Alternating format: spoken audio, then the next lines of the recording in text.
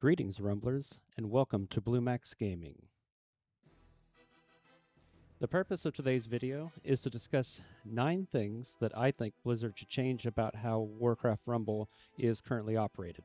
So a little bit about me, I am Blue Max. I've been playing Warcraft Rumble since beta. I'm a co-leader and co-founder of Diablo Gaming, currently the top PvP guild in the game. I was a relatively early Onyxia Slayer, and I'm at least in the top 50 or 60 in PvP. Haven't been pushing as much lately, but I have played a lot of this game. I poured a lot of time, effort, and passion, and so these are my thoughts. So, we're first going to briefly go over how the collection level and grid system works. I have another video on my channel that discusses this in greater detail.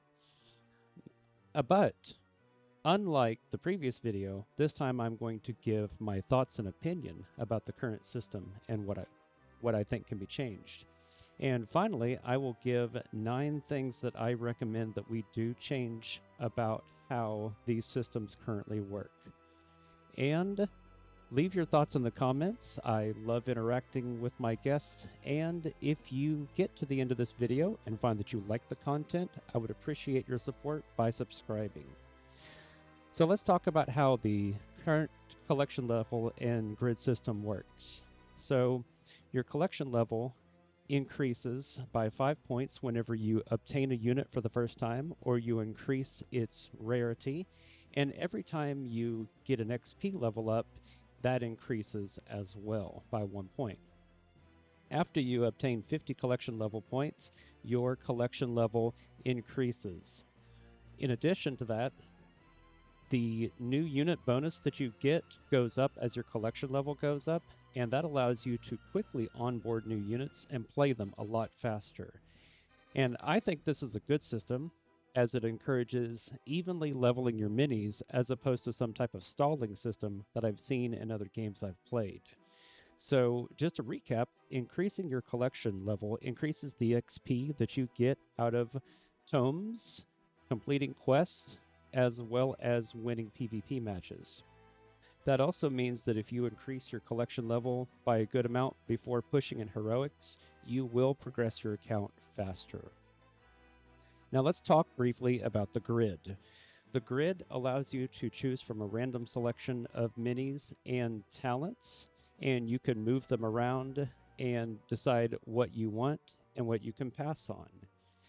But that also means that you're going to require a lot of gold to level units, as I'll explain in just a moment. Okay, and that allows us to jump right into the rarity system. And the rarity system is a system by which you collect additional copies or stars of a unit to increase their rarity, which in turn increases the level of the unit, makes it more effective, as well as unlocking talent slots. In addition to having stars, you also have to have Arclight energy and cores for rare, epic, and legendary unlocks. So let's look at what it takes to get a unit from common to uncommon. It takes 3 additional stars and 500 Arclight energy. Rare takes another 10 stars, 2000 Arclight energy, and a rare coin, a rare core worth about 250 in coin. Jumping over to Epic takes 25 stars, 8,000 Arclight energy, and an Epic core that is worth about 1,000 coin. And then Legendary takes another 25 stars, a whopping 20,000 Arclight energy, and a priceless Legendary core. There's only so many of those you can get in the game. Alright, my thoughts on the current system. So, the grid system is better than just randomly obtaining stars in some type of tome or chest. So it could be worse, but I think there are better systems, and I will give my recommendation shortly. Next, the stars and rarity system, they weren't tested in beta. We didn't do this in beta. We just unlocked the unit and then unlocked the talent. So there was a much more finite amount of gold necessary to get a max account. And so in that respect, I understand the need for some form of rarity system. Mobile games are grind games by nature. People want to have to take time to level up. I mean, after all, a lot of us who are playing this game, we are RPG players, whether it was World of Warcraft or maybe Elder Scrolls or some other game. This is just part of what we expect, and it's part of how games like this work. So I'm not against it. I am, however, concerned because these systems just feel like they were rushed and they were just brought right in at soft launch. Okay, so it's relatively easy to unlock all the units. It only takes 90 gold, but it takes an increasingly large amount of time to increase the rarity. And it's going to encourage a large gap between people who are either playing the game free or playing casual and the whales. This isn't really hurting the whales as much, but it is creating a very large gap. And that gap is being made more painful by the present PvP system, in which you get uncapped levels above 3k per liter. And so you see just a very, very large percentage, if not all, of the free-to-play and casual spenders who stop playing PvP with a leader once they hit 3k. Why? Because they're at level 6, level 7 minis, and they're suddenly coming up against 8s, 9s, and 10s. And there's just no way to compete. There's no way to compete with those. All right, let's continue with my thoughts. So the cores and Arclight energy, they do act as a time gate, and I think that's a good thing. But there's only a certain amount of Arclight energy you can farm. Once you get your dungeons to a certain level, it's going to take a very, very long time to push even further until your account is in game. And so that means that unless you're a big spender, you're running out of Arclight energy really fast. And at that point, you're either having to spend currency to get Arclight energy, or you're simply not progressing rarities, which in return means you're not increasing your collection level, which means the XP gap between you and the spenders just continues to increase. Now, next, I don't think maxing out a mini in the grid gives a particularly great reward. There's not much to be gained outside of maxing out a handful of units. And why is that? Well, it's because legendary cores are scarce. You get 2 for completing the campaign. You can buy 1 after you defeat Onyxia, which admittedly more and more people are doing. And of course we got 1 during the holiday special, but the legendary cores that are obtained at 20,000 honor in PvP, I think 2 people have gotten those. So right now, that's just not a very good system. And it takes a tremendous amount of Arclight energy to level up. Remember, that's 20,000 Arclight energy. And did I mention there's no repeatable way to obtain Arclight energy in-game? Oh yeah, you might get 200 Arclight energy various parts of the PvP track or in the seasonal guild track, but that is a negligible amount. Something has to change. Then, add to it that those maxed out minis, they still show up in the grid. And yes, if you buy them again, you get Arclight energy, but it's a terrible exchange rate. It's half the amount of Arclight energy for the gold that you would use if you just bought it directly in the shop. So it makes no sense. You don't free up any aspect of the grid. They still show up, and you don't get anything out of it. In fact, you lose gold or coins. So not a good system. Now, say you need stars for a particular mini, maybe in PvP or for your Onyxia build.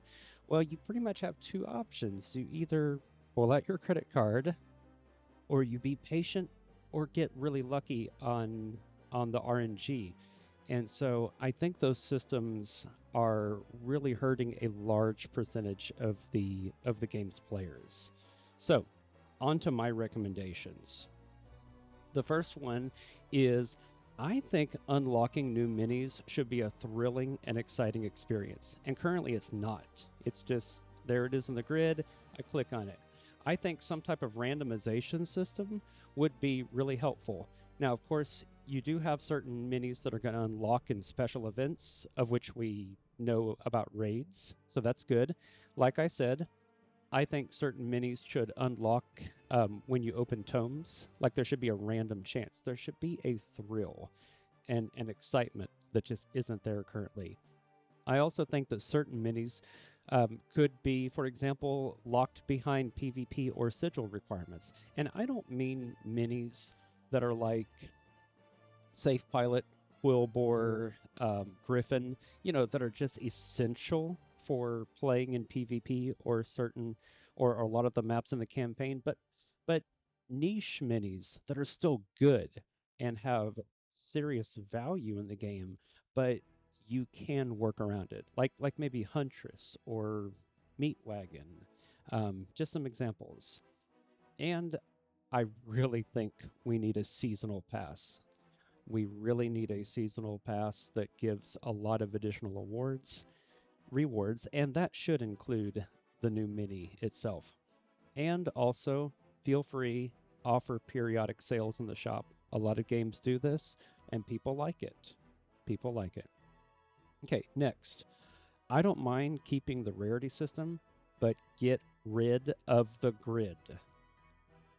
Instead, just allow players to take the gold that they have in their inventory or in your wallet, so to speak, and just apply it directly to the unit rather than having to cycle through hundreds, if not thousands, of gold or coins in order to get the stars that you need. I think that is going to make the game a lot more accessible going down the road. Next, Arclight energy needs to be a recurring resource and not just for the players that can beat the level 30 dungeon. What I suggest is when you clear dungeon, I think it's 22 or 23, and you've unlocked all your Valor slots, then change the dungeon name to something like Deeper Dungeons or something to that effect, and basically have these dungeons increase in difficulty, but don't make it 22, but they reset each week, and just depending upon what your account level is, your skill, and your time, you can just climb as high as you can and unlock additional Arclight energy. All right, next, cores should upgrade. What do I mean by that? I mean similar to the rarity system. Sorry, you should be able to take 4 rare cores and upgrade to an epic. I know one of the top players on our guild, Sky, I think he's up to close to 80 rare cores. There's nothing that can be done with them. And so I'm hopeful that this is already coming down the pipe.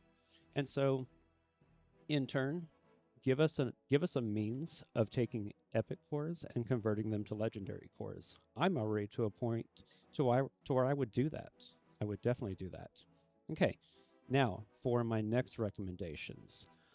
I mentioned this earlier. Give us a seasonal battle pass with both a free and premium track. Give us additional rewards.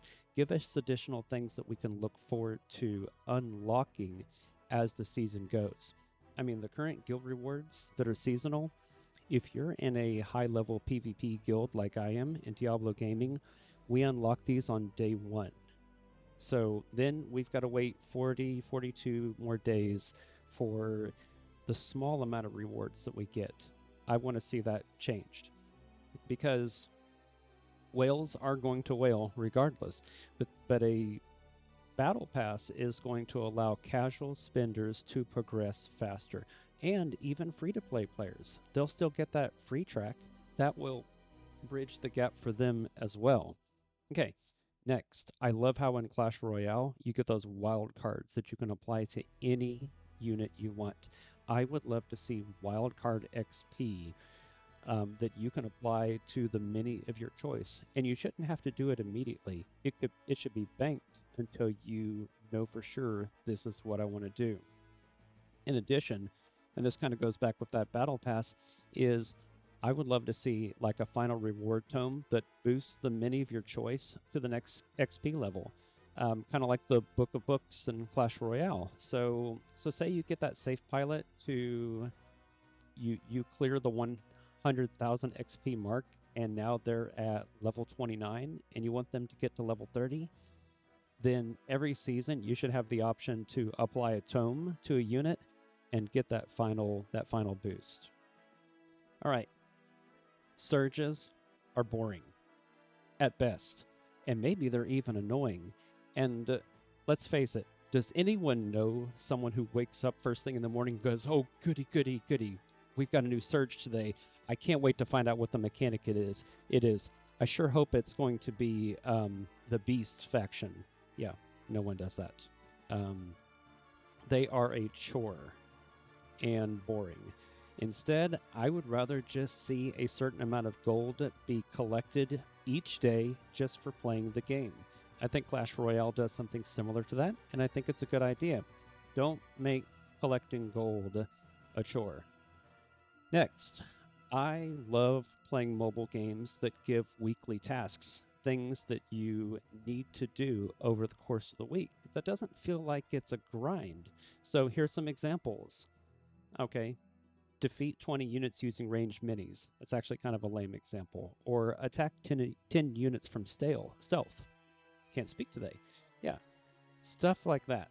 Next, mastery tracks. What do I mean? Okay, for Huntress, kill 50 units on the ricochet, and when you achieve that mastery, then maybe you get some type of border on that unit, or maybe when you play PvP and you have the unit in your deck, then maybe it shows at the opening screen, this person has a level 2 mastery of Huntress.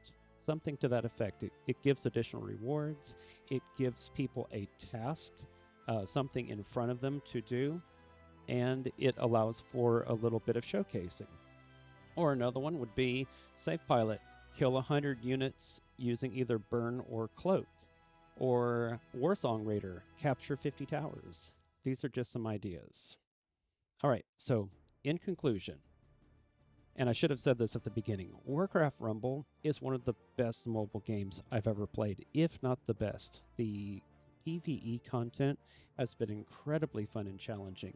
Onyxia was the most amazing boss fight I've ever played on a mobile game, and possibly one of the best fights I've engaged in any game I've played. So I'm not saying Warcraft Rumble is a bad game. I love it, but I'm saying that there are certain aspects of the game that just aren't tailored right yet, and I think need a lot of work. So, thank you for your time, and if you found this content enjoyable and you want to see more, please subscribe. Thank you, and bye for now.